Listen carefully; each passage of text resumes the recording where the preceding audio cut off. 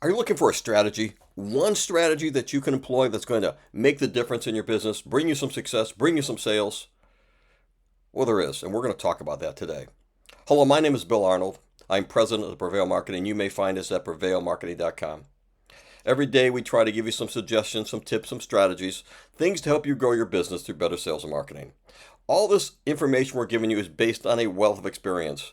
Just by myself, I've got about 23 years of experience running both agencies and being inside as chief growth officer, chief revenue officer, and actually president of some B2B SaaS companies.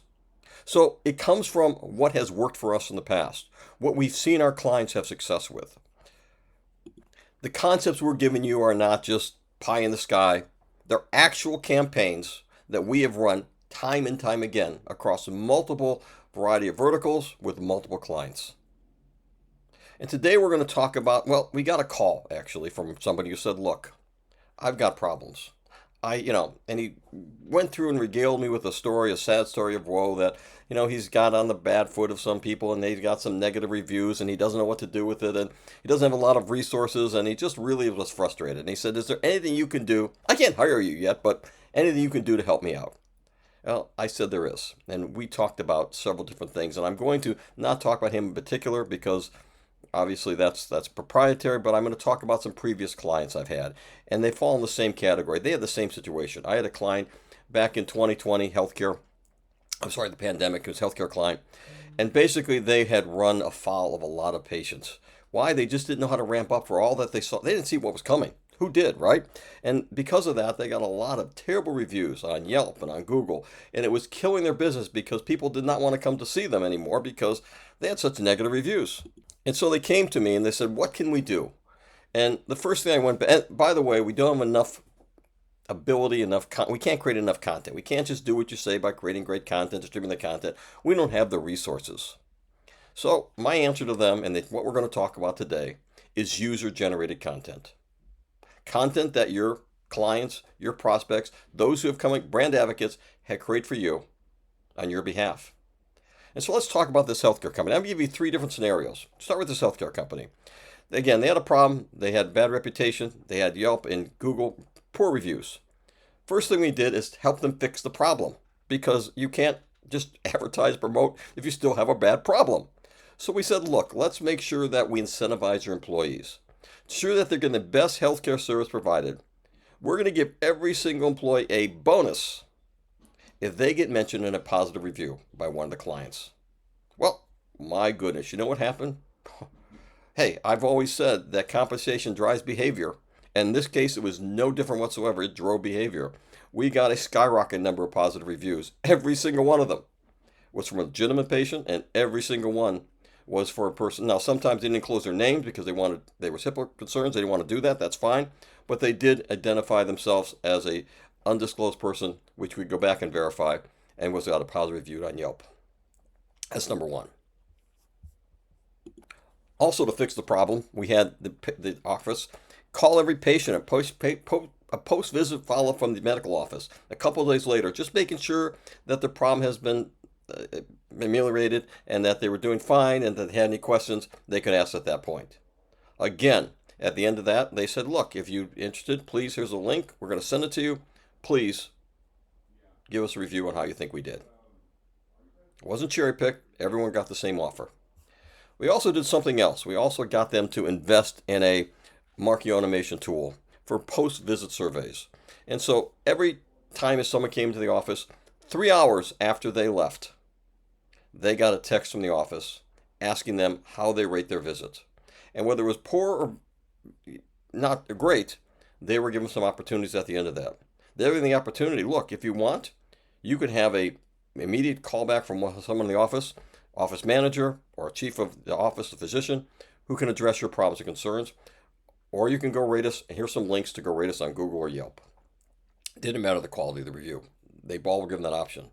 What tended to happen is everyone had a serious problem, and there weren't that many, would contact the office, wanting the office to call them back.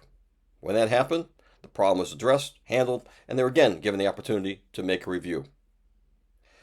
Those who had a positive outcome, wanted to go and simply post a positive review.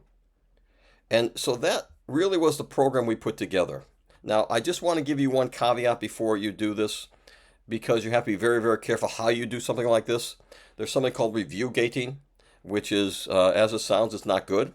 It's when you are basically trolling for just positive reviews. You only ask people you know are going to positive review. You separate out the negative reviews before you give them the link. All of that cannot be done for two reasons. Number one, Google violates the terms of service. If you do that, if you cherry pick it, every single review you have is going to be deemed tainted and it's going to be removed. Now, the FCC is even more serious about that. They actually impose penalties on that. They can impose penalties up to $44,000 for every violation. Do they enforce it? Ask Fashion Nova. Fashion Nova, back in I think about 2022, got a $4.2 million penalty imposed against them. So yeah, that happens. But anyhow, back to the program we talked about. We basically looked and we had a 3-month trial program. That's what they committed to do with us. 3 months, prove you can get positive reviews, prove you can change our scenario, prove you can change our stars. Well, you know what? They got a 95% positive review score. 95%.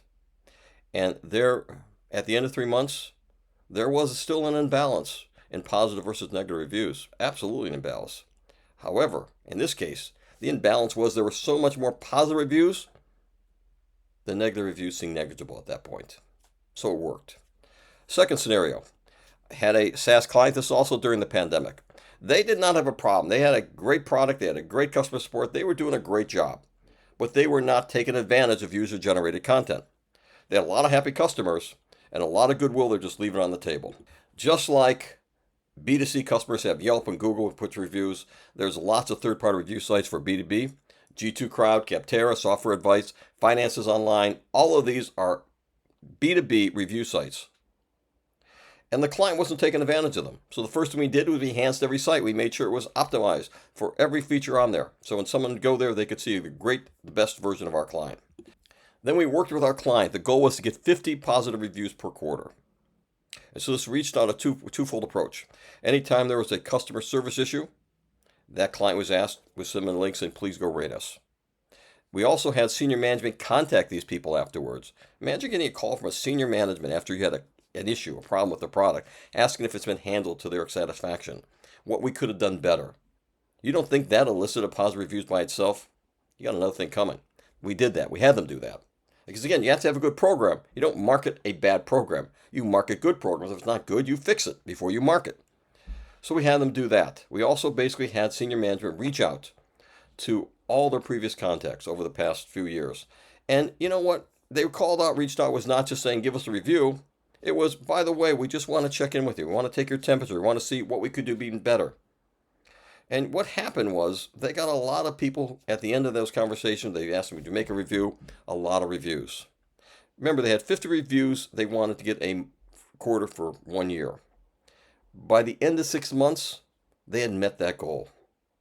And the average score was 4.85 out of 5, which was tremendous. Okay, that was a tremendous score. Why does it not 5? You say, oh, that wasn't all 5s. If you have all 5s, people are going to deem to be skeptical of it. They're going to say, that's dishonest. Nobody gets all 5s. Everyone has some kinks and some issues, some problems. So 4.85 out of 5 was absolutely where they wanted to be and where they should have been. But that wasn't the whole story. They also got these badges. And so we basically, from these third-party sites saying, number 1 in this category, the most customer support, whatever, all these wonderful badges. So what we did, and we actually did this, I should have said, for the healthcare company, we then started promoting these on social media. We basically did a carousel of all the positive reviews that the healthcare company got, for example. And every week we had a week where we promoted on social media these carousels. We had UTMs attached to it. So we know when people saw that and came back to a landing page. It's all tied to a landing page. Did the same thing with the B2B. We actually had a portal set up where we had a UTM attached to it, a landing page, and we could see the first touch often came from one of these efforts we had to promote either the badges or the carousels we had to promote the testimonials, the reviews they actually got. It was a resounding success. The traffic generated from these things went up by 37%. That was the increase, just new traffic. Okay, not counting the added to the change in the perception they had by generally had with the public, but just the traffic itself went up 37%. These were MQLs, not just traffic, but MQLs, market qualified leads. One other user-generated content program I want to talk about. This one is not one I created. I participated in, but I didn't create this. But I have to mention it because I think it was the best utilization of user-generated content I've ever seen. And you won't be surprised to learn the company who did this was none other than HubSpot. Back in the 2015, 2014 timeframe, somewhere around there, they had a program called HubSpot. I've talked about it before in some of these other videos. But that program basically was using gamification to incentivize brand advocates, I was one of them, to take action on HubSpot's behalf when HubSpot asked. So HubSpot would have a weekly outreach to us where they would say, look, for this number of points, we need you to create a blog and then promote it on social media. Or we need to make posts on social media and link back to a landing page. Or we need you to go back and give a testimony and put it on a website or put it on a social media. So they would have us create content. It was legitimate content. We all felt that way. We all were passionate about it. It wasn't made up. But they'd have us create content, and they would say, go share it. Now, I mentioned before, one of the best use cases they ever did was when they had a prospect who was deciding between themselves, between HubSpot and maybe Marketo. And they would say, look, don't believe us because we're biased. Don't believe Marketo because they're biased. You ought to believe the public. And the person would go, how do I get the public to respond to this? Go to LinkedIn. Ask the question, what do you recommend, Marketo or HubSpot? Which is better and why? And when that happened, the person who put that out was shocked to find that within about 30 minutes, 40 minutes, 30 to 40 people responded on behalf of HubSpot with paragraphs touting the benefits and why they were so much better than Marketo. Now, I think they are, and we did that because we believed it. Sorry, Marketo. But because we use both, honestly. But the reality is, HubSpot got that because they incentivized us to produce user-generated content. The reason user-generated content is so powerful, it's more authentic, it's more believable, it's more trustworthy. Because if someone writes something about you, as opposed to you writing about yourself, it's more believable. They don't have a horse in the race, perceivably.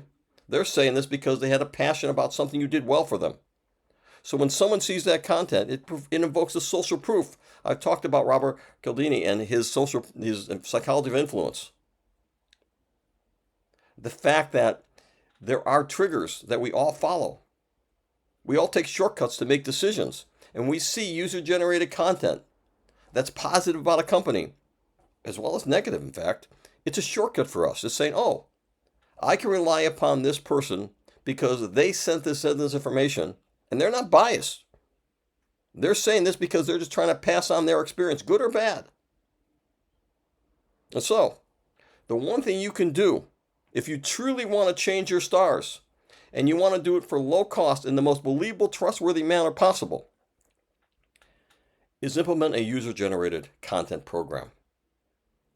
We've implemented, since HubSpot did this, we implemented gamification for our clients in the past, and it's worked the same way. I told you about 2 other instances where we used user-generated content that was far more organic. All of it was powerful. All of it changed the stars of the companies I'm talking about. Dramatically changed what they have happened to them. The sales went up. Client retention improved. It works. So that is my conversation on user-generated content. Tomorrow we're going to continue talking about social media. I think probably tomorrow we're going to move over to paid demand. We may come back to other techniques and strategies for unpaid, but right now I think I need to share some information about paid demand for a couple days. If this series has been helpful to you, I'd ask you to do me a favor right now. Hit the like button, hit the share button, hit the subscribe button, comment on it. Let us know, give us some feedback, so we're not just talking into a void. We'd appreciate that. I'd appreciate that.